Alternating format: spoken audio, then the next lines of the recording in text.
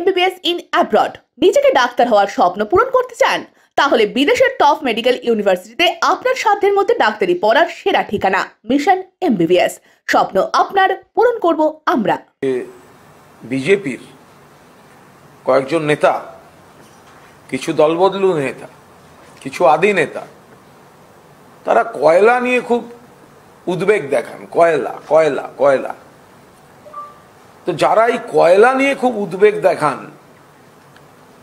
এবং ভিত্তিহীনভাবে অন্যদিকে তর্জনী নিক্ষেপ করে কুৎসা করেন, এমন দিনও তো আসে যে আমরা বারবার বলি যে এমন থুতু ফেলবেন না উপর দিকে তাকিয়ে যেটা নিজের মুখে পড়বে। যে বিজেপি বারবার কয়লা কেলেঙ্কারি কয়লা কেলেঙ্কারি কয়লা কেলেঙ্কারি কয়লা কেলেঙ্কারি বলে যায়, আমরা তাদের বারবার বলেছি কয়লা খনি কাদের দায়িত্ব? কেন্দ্রের দায়িত্ব। কয়লা তো রাজ্যের দায়িত্বে নয়। খনি পাহারা কে দেয়? কেন্দ্রীয় বাহিনী পাহারা দেয়। আর পাচার যদি বলেন, কোথায় পাচার? তো কেন্দ্রীয় বাহিনী কেন্দ্রীয় সরকারের আওতায় থাকা কয়লা পাহারা দিচ্ছে। তো পাচার হবে কিভাবে যদি আপনাদের সোর্সের মধ্যে ভূত না থাকে? তো এখন দেখা গেল যে আপনাদের সামনে কয়েকটি ছবি আনবো, যেটা আমাদের সর্বভারতীয় সাধারণ সম্পাদক অভিষেক বন্দ্যোপাধ্যায় ইতিমধ্যেই সামনে দিয়েছেন, যে কেন্দ্রীয় কয়লা মন্ত্রী এবং খনি দপ্তরও যার হাতে, তিনি পশ্চিমবঙ্গ সফর করছেন।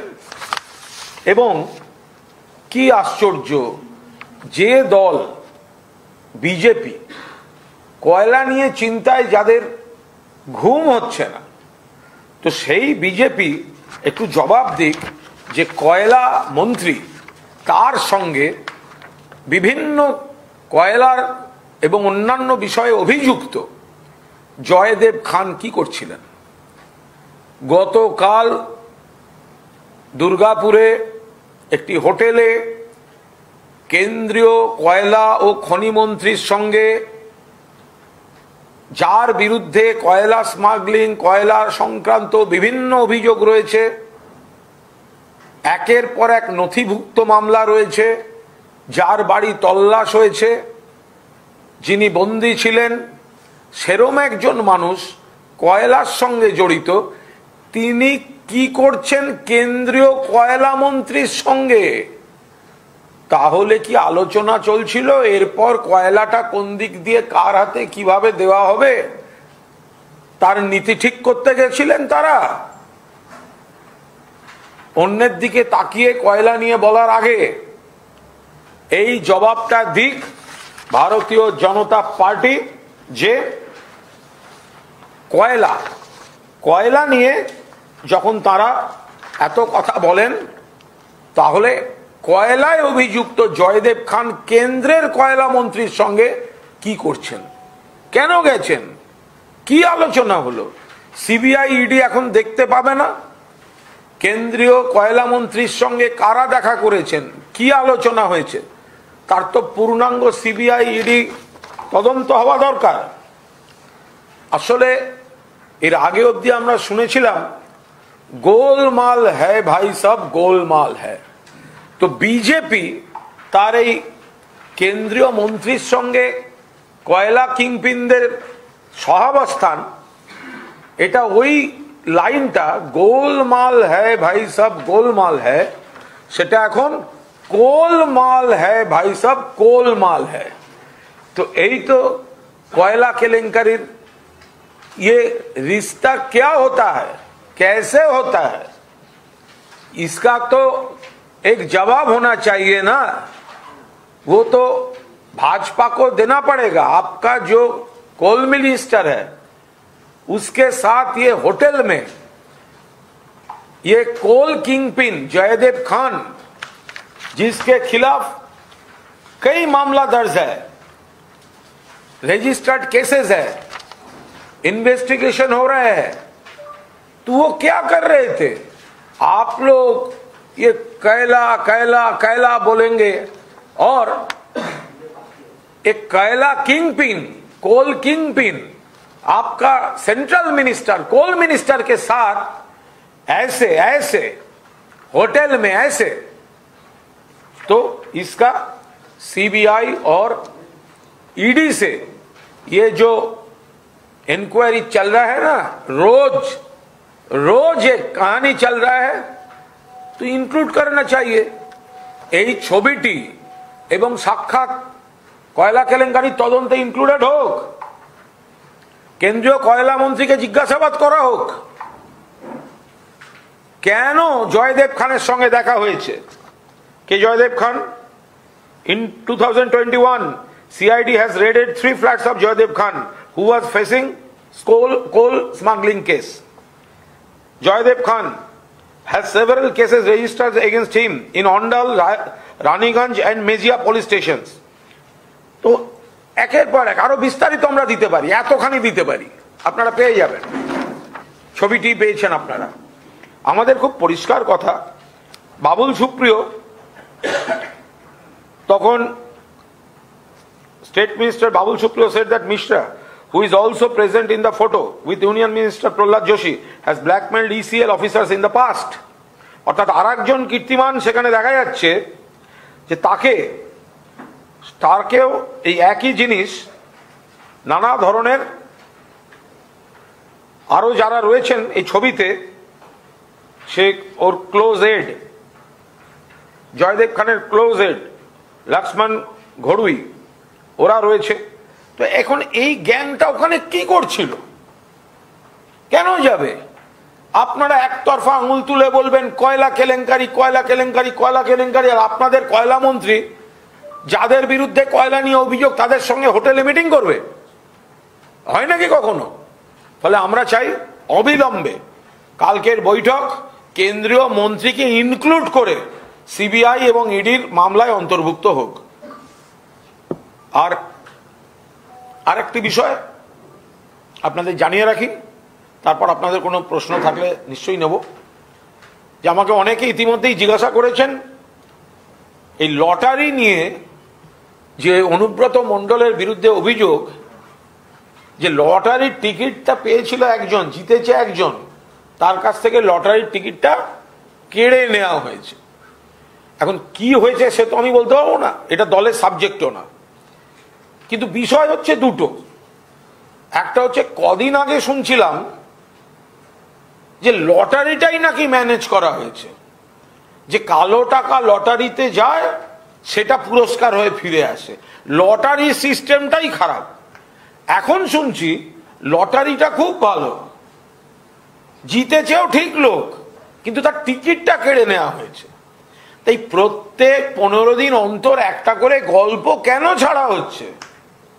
তদন্ত যদি কিছুর করতে হয়, তদন্তর মতো চলুক, একটা নির্দিষ্ট সিদ্ধান্তে পৌঁছে তারা জানাবেন, কিন্তু আমাদের দলের নেতাদের ইনভলভ করে 15 দিন আগে বলা হলো লটারি খারাপ, কি করে পেলো আমরা জানি, তো টাকা দিয়ে পাওয়া যায়। আবার এখন বলছে না, পেয়েছে আসলে একটা অন্য লোক, তার কাছ থেকে টিকিটটা নিয়েছে। এই দুটো গল্প তো দুরকম। প্রথমে আপনারা বলছিলেন লটারিটা খারাপ, তো লটারি তো কেন্দ্রের আইন অনুযায়ী চলে, আর এই লটারি যেটা নিয়ে এত কথা সেটা অন্য রাজ্য থেকে আসে, সেখানে আবার এদের বন্ধু বান্ধব বেশি। এখন বলছে ওটা না, লটারির টিকিটটা ঠিক, সেটা কেড়ে নেওয়া হয়েছে। আমাদের বক্তব্য 15 দিন অন্তর নতুন নতুন গল্প নালিকে মেলাইন করার জন্য দয়া করে এটাকে, এই গল্প করা, মেলাইন করা, তদন্ত চলাকালীন তদন্তের নামে কন্ট্রাডিক্টরি গল্পগুলো বাজারে ভাসিয়ে দেয়া, এটা বন্ধ হোক। এর বাইরে যদি কেউ ঠিক কাজ করে থাকে ঠিক, ভুল কাজ করে থাকলে ভুল। মানুষ ধরা পড়ে যাচ্ছে মানুষের সামনে এই গল্প।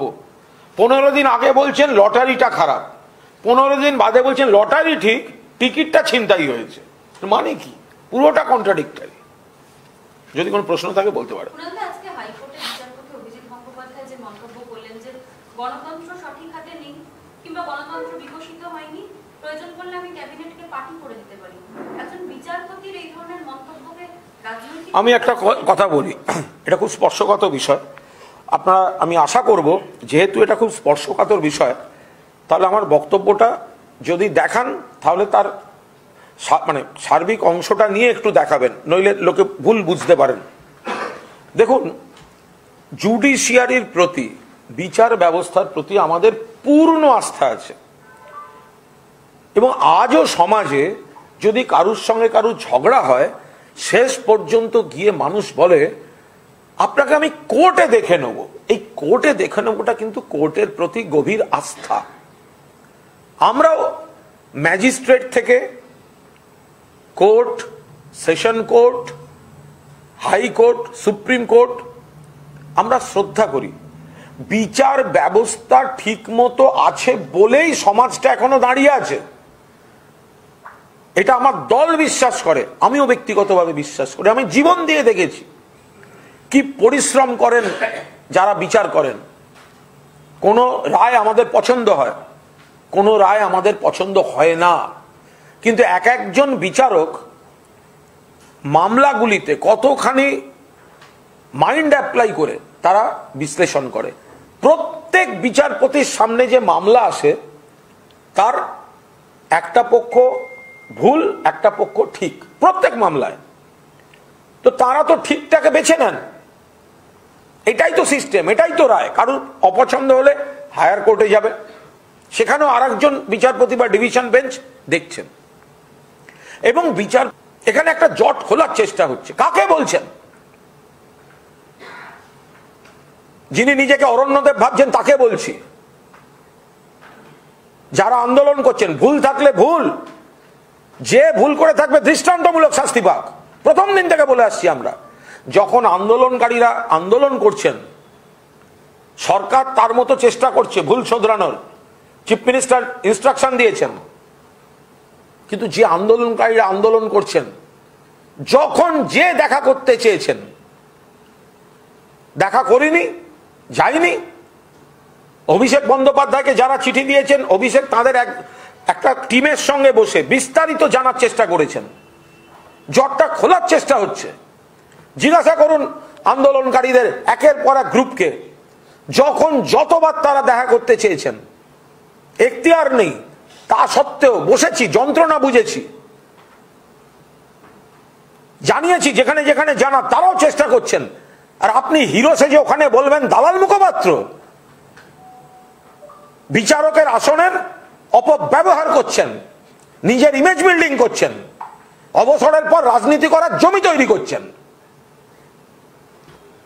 বিচারক, তার হাতে ক্ষমতা আছে, ইনস্ট্রাকশন দেবেন, অর্ডার দেবেন। এসব কি কথা? দল তুলে দিতে বলবো? একটা দল তুলে দিতে বলবেন একজন বিচারপতি? হয়? আমি মনে করি কোন বিচারক, কোন বিচারপতি এই ধরনের ব্যক্তি প্রচার কেন্দ্রিক প্রবণতা কেউ সমর্থন করবেন না, করতে পারেন না। এটা হতে পারে না জুডিশিয়ারিতে। দোষ দোষ, যে দোষ করেছে মুখ্যমন্ত্রী ব্যবস্থা নিয়েছেন, দল ব্যবস্থা নিয়েছে, আরো যারা করেছে ব্যবস্থা নিন। মনে রাখবেন অন্য রাজ্যেও হয়েছে, বাম জমানাতেও হয়েছে। বাম জমানা দেখুন, হোল টাইমার, কমরেড, বাড়িতে সবার একটা করে সরকারি চাকরি, শিক্ষকের চাকরি, কোত্থেকে হলো? বিজেপির জমানা, রাজ্য, অন্য রাজ্য দেখুন, ব্যাপক কেলেঙ্কারি সব, তার মধ্যে একটা ব্যাপক। ত্রিপুরার নজির রয়েছে। এখানে চেষ্টা হচ্ছে, একের পর এক আন্দোলনকারী গ্রুপ, কত যন্ত্রণায় রয়েছে ছেলেগুলি, মেয়েগুলি। আমাদের কোনো এখতিয়ার নেই, তা সত্ত্বেও তারা দেখা করতে চেয়েছেন। দেখা করা কর্তব্য, কারণ কোথাও ভুল হয়েছে। মুখ্যমন্ত্রী বলেছেন কারেক্ট করো, চাকরির ব্যবস্থা করো। অভিষেক দীর্ঘ সময় ধরে জটিলতাটা বুঝতে চেয়েছে।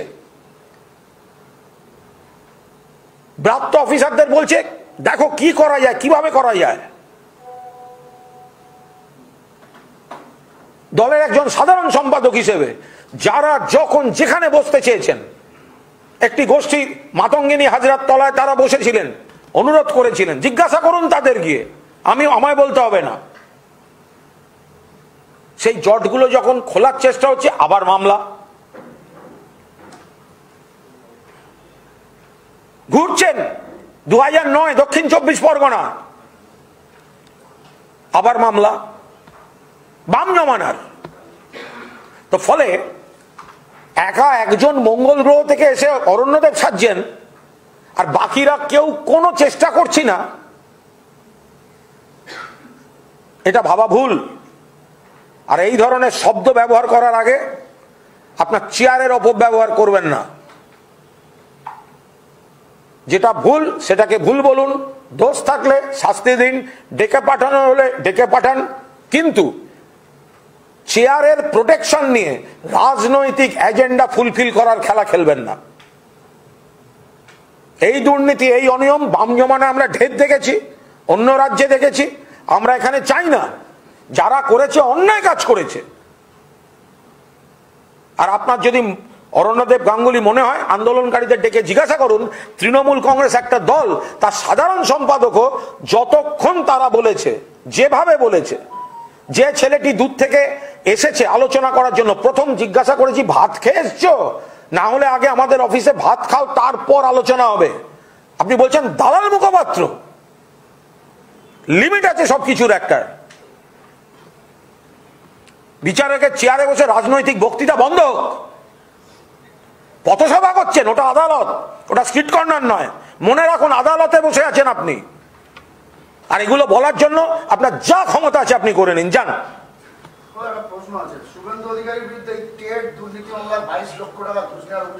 সর্বভারতীয় তৃণমূল কংগ্রেসের মুখপত্র জাগো বাংলায় আজকে একটি সংবাদ প্রকাশিত হয়েছে যে টেট যারা পরীক্ষা দিয়েছেন তাদের একাধিক ব্যক্তি তারা বিরোধী দলনেতাকে কিছু টাকা দিয়েছেন, সেটা বিপুল টাকা। এখন সেটা জাগো বাংলা প্রকাশ করেছে। গোটা বিষয়টা পার্টি খতিয়ে দেখছে। যারা এফিডেভিট করেছেন তাতে যা দেখা যাচ্ছে যে যারা টেট দিয়েছেন, চাকরি চেয়েছেন সেই বলে চাকরির মানে আশ্বাস দেওয়া হয়েছিল বলে টাকা দিয়েছিলেন, পরে তারা চাকরি পাননি, সেরকমই সব এফিডেভিট করেছেন। এখন ব্যাপার বাকিটা পার্টি পুরোটা ডিটেল খোঁজ নিচ্ছে।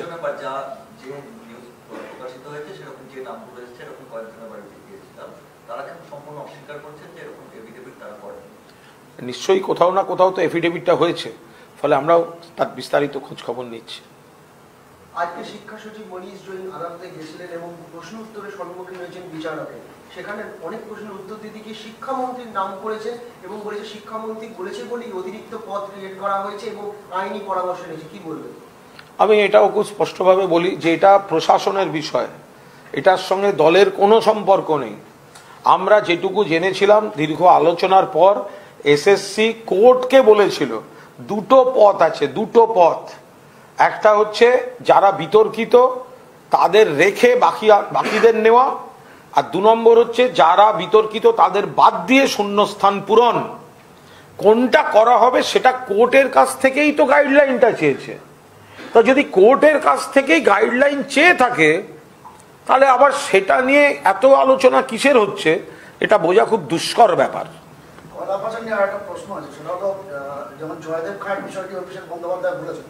আরেকটি তথ্য আসছে কয়লামন্ত্রীকে নিয়ে, তিনি যে হোটেলে ছিলেন এবং ইসিএল কর্তাদের নিয়ে বৈঠক করেছেন, রিভিউ মিটিং, সরকারি বৈঠক, তার বিরুদ্ধেও কয়লা পাচার অভিযোগ আছে। রাজু ঝা তার হোটেলে এই বৈঠক হয়েছে এবং তিনি এখন কিছুদিন বলছেন। আমরা তো বারবার বলছি, যেখানে যে হোটেলে কেন্দ্রীয় কয়লা মন্ত্রী বৈঠক করেছেন সেই হোটেল কাদের হোটেল, কারা ছিল, এই গোটাটা কয়লা কেলেঙ্কারি তদন্তে ইনক্লুডেড হওয়া উচিত।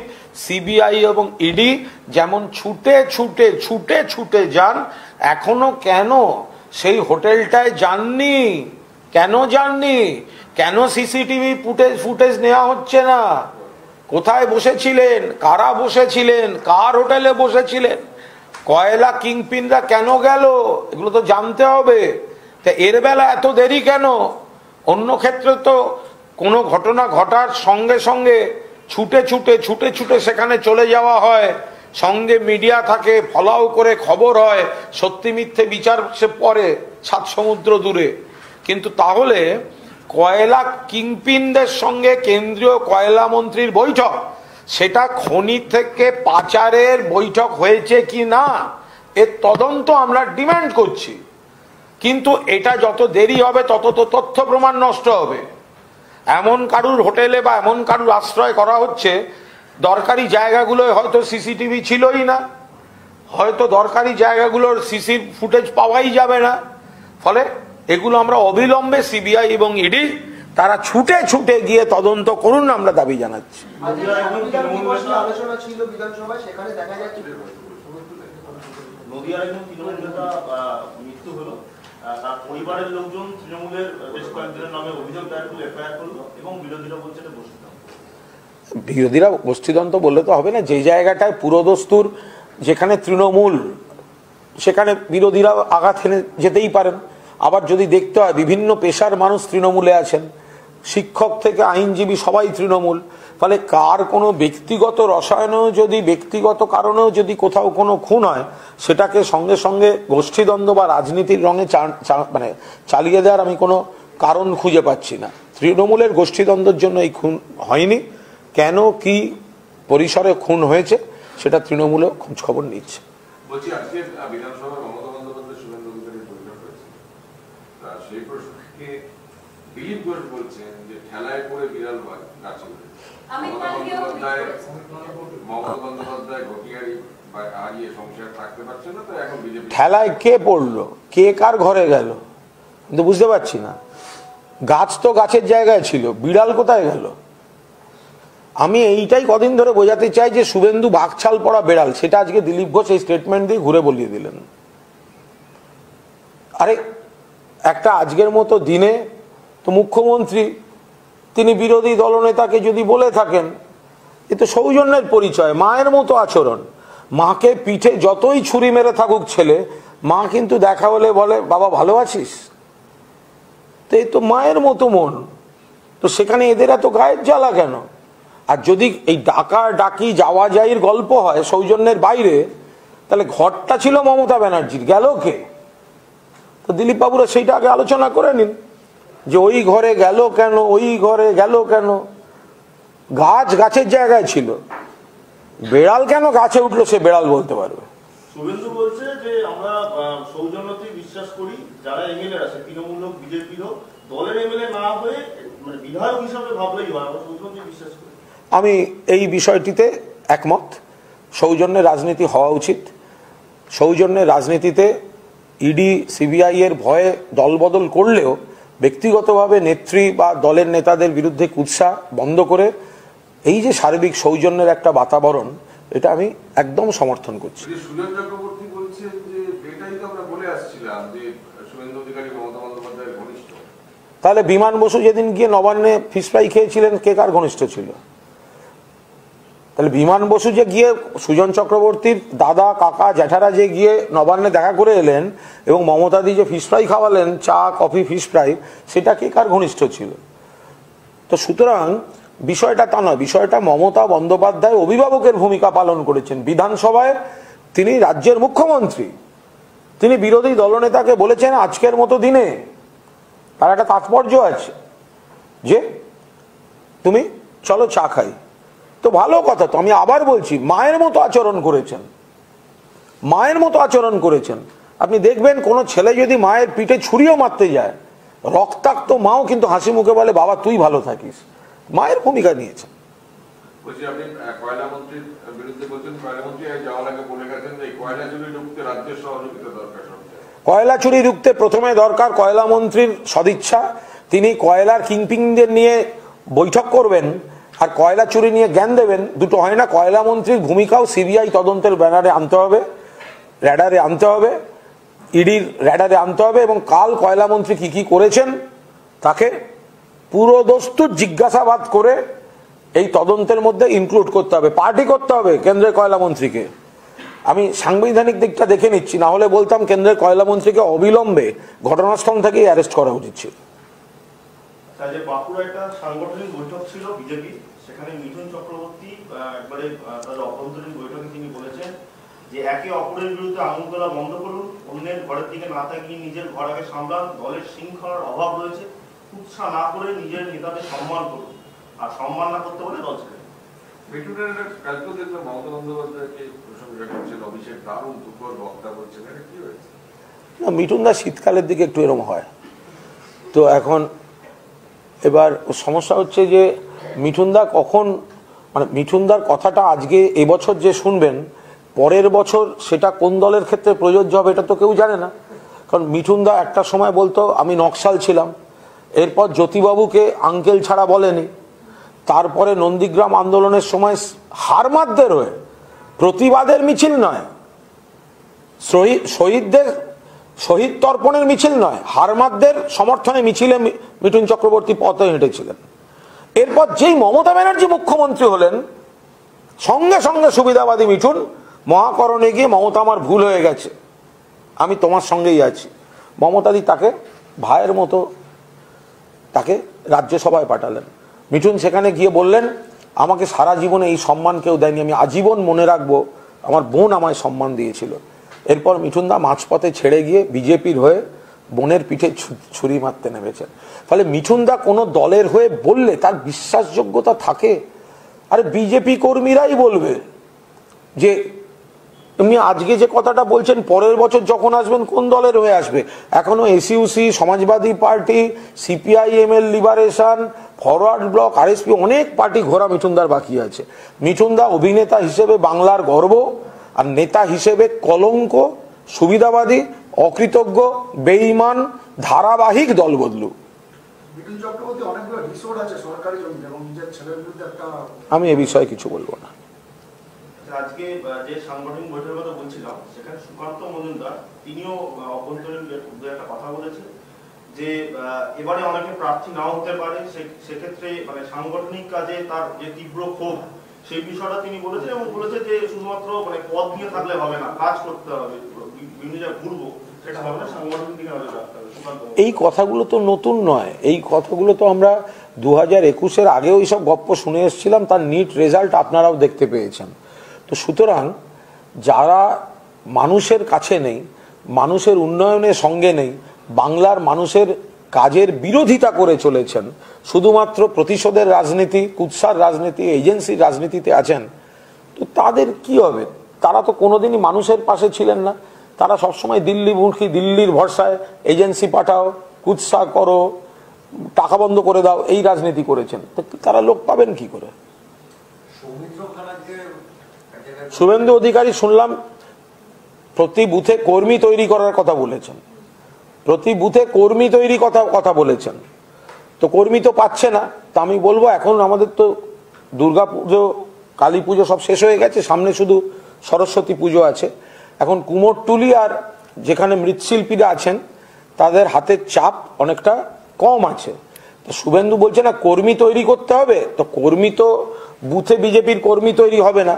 যদি কুমোরটুলিতে একটু অর্ডার দেন, ওর তো অনেক টাকা আছে, কালো টাকা আছে, সবই আছে, তো তাহলে মৃৎশিল্পী পাড়ায় আবার কিছু কাজ পাওয়া যাবে, কিরকম দেখতে চাই, কিরকম ইয়ে চাই, একটু অর্ডার দিয়ে দিক, তাহলে কুমোরটুলি পাড়ায় কর্মী তৈরি করিয়ে নেবে।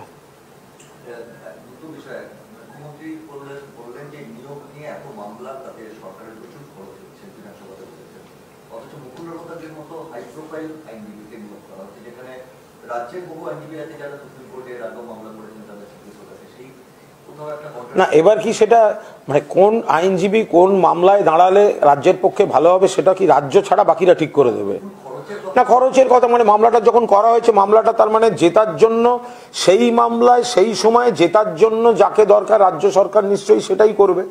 তার মানে এই নয় যে বাকি আইনজীবীদের কেউ অসম্মান করছে, একদম তাই নয়। তো সুতরাং মানে একটা জায়গায় সেই সময় সেই মামলায় কাকে লাগবে, যদি মামলাই হয়ে থাকে সেই মামলাটা তো সবাই জেতার জন্য লড়বে। তো জেতার জন্য লড়তে গেলে যা যা করার দরকার করতে হচ্ছে, এবং সেইখানে আর্থিক চাপ আছে। মুখ্যমন্ত্রী যা বলার বলেছেন যে আমরা নিয়োগ চাইছি কিন্তু মামলায় নিয়োগ আটকে যাচ্ছে, মুখ্যমন্ত্রী বলেছেন, এবং মামলা করলে সেই মামলা সেই মতো করেই লড়তে হচ্ছে। ফলে রাজ্যের কোষাগার থেকে টাকা যাচ্ছে, সেটা অন্য জায়গায় উন্নয়নে খরচ করা যেত।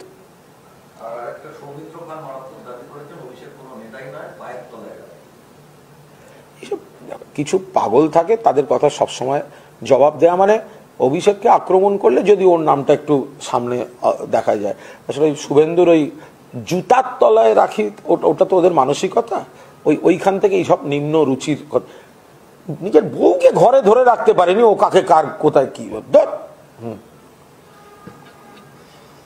কালকে আমরা ব্যাংসার কোর্টে দেখলাম ডিআরআই শঙ্কর আড্ডর ছেলে শুভ আড্ডকে অ্যারেস্ট করেছিল এবং পরবর্তীকালে তার জামিন হয়ে গেছে। তো সেই বিষয়টা নিয়ে কি কোথায় অ্যারেস্ট হয়েছে, কার জামিন হয়েছে, তা আইনের ব্যাপার, এর মধ্যে আমি কিছু কথা বলবো না।